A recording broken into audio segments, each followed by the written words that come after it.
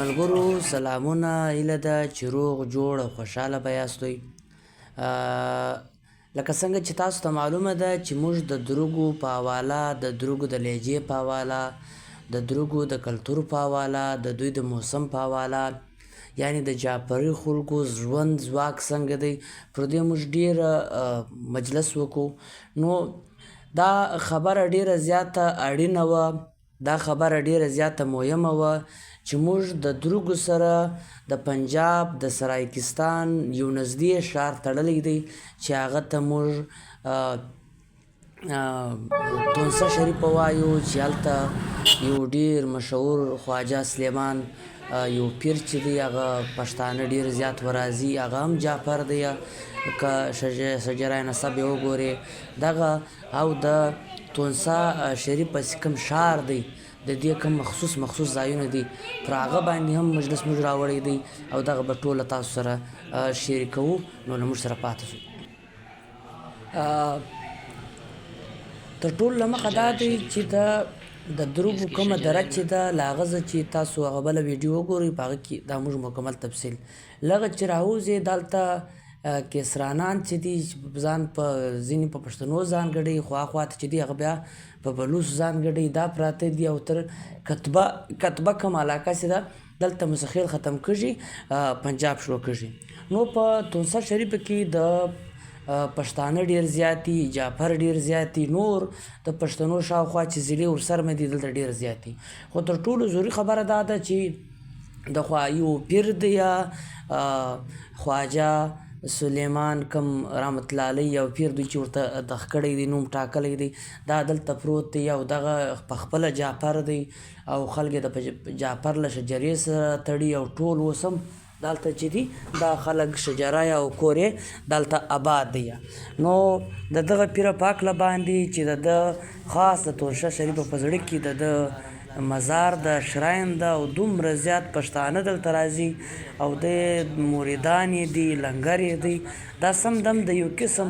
د کالج او د یونیورسټۍ رنګه یې جوړ کړی دی چې دومره زیات کمرې او ډېره زیاته خرچه یې پر کړې ده چې تاسو سره به دغه تصویران تاسو ګورئ. دغه د شاه سلیمان کوم پیر چې دی، د دې خواجه سلیمان چې دی، دا د دې شراین دی. تاسو لږ نظر پرې واچوئ. د شاه سلیمان رحمت الله علیه کوم مزار چې دی په دې موجود وي، دلته دومره زیات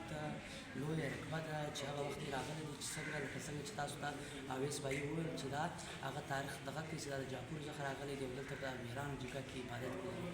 راغلی دی. نو دلته په ډېر زیات موریدان دي. बहुत है sir, India तक इनके यहाँ पे लोग जब आते हैं खाना में सोते हैं किस तरह सर, ये फिर डिपेंड करता है कि वो इनके जो विदेशी होते हैं ना, उनकी इधर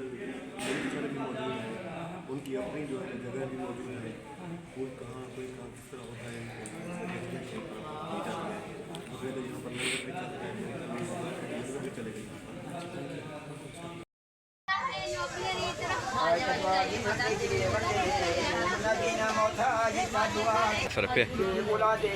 अल्लाह तो जैसी आसान बुझावे,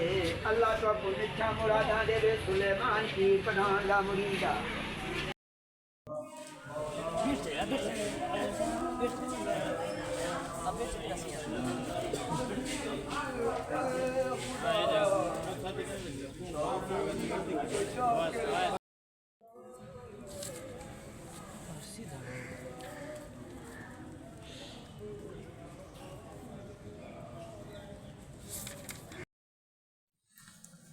که موږ د پیر خواجه سلیمان رحمت الله علیه ساده خبره وکړو چې دا څوک و، دا په اصل کې پښتون افغان و چې په قبیله باندې جعفر و او د دروږو و. د دروږو څخه و، دروږو د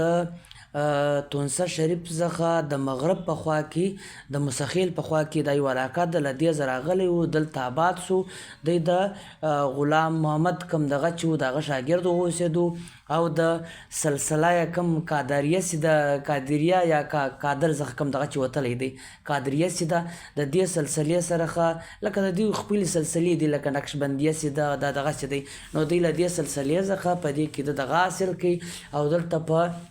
نولسمه صدۍ کې چې دوی دی دلته وفات سي او دلته یې پټ کړي په تونسه شریف کې دلته اوس د ورس کم دغه دی او دلته د پیران راځي دغه موریدان راځي او دلته ډیر زیات پښتانه چې دي هم تګ راکوي دغه ته نو دا یو قسم تصوفي او دا د رنګ لري دلته په دا تونسه شریف کې او دوی په تونسه شریف خاص دا د بازار کې چې دی دلته شخ دی